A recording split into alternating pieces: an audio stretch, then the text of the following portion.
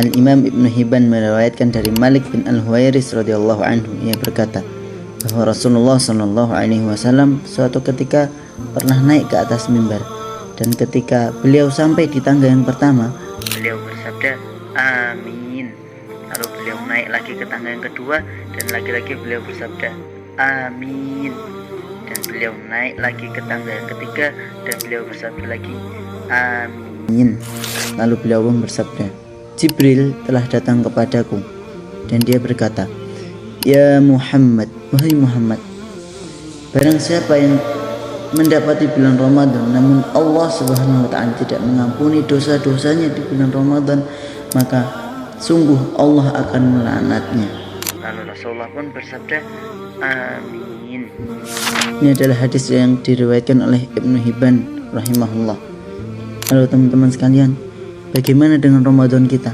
Apakah selama Ramadan yang kita lalui, amalan-amalan yang kita lakukan sudah diterima oleh Allah Subhanahu wa ta'ala? Tentu kita semua tidak tahu teman-teman sekalian, karena Allah Subhanahu wa ta'ala merahasiakan pahala di antara hamba-hambanya.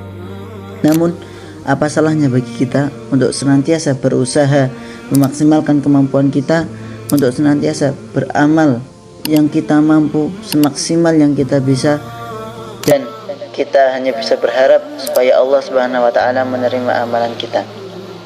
Jangan sampai kita termasuk dengan apa yang telah disampaikan Rasulullah SAW tadi, bahwa orang yang mendapati bulan Ramadan namun dia tidak diampuni dosanya oleh Allah Subhanahu wa ta'ala, maka dia akan dilaknat oleh Allah. Betapa rugi orang ini, setiap hari menjalani puasa, lapar, haus daripada subuh sampai maghrib, namun Allah Subhanahu wa ta'ala tidak memberikan ampunan maghfirah kepadanya. Sungguh merugi teman-teman sekalian. Maka di penghujung Ramadan ini, marilah kita senantiasa meningkatkan amal ibadah kita, memaksimalkan daya upaya kita yang ada dalam diri kita. Jangan sampai ketika kita telah menyelesaikan bulan Ramadan, kita menyesal kenapa ketika bulan Ramadan kemarin kita tidak memaksimalkan amal ibadah kita. Nah, untuk mengetahui apakah diri kita ketika melaksanakan ibadah puasa, ibadah sholat, ibadah qiraat Al-Quran dan lain sebagainya di bulan Ramadan, untuk mengukur bagaimana keikhlasan kita, maka kita lihat setelah bulan Ramadan.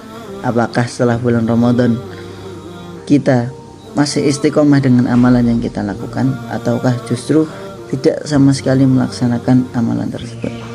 Barakallahu li wa lakum fil Qur'an.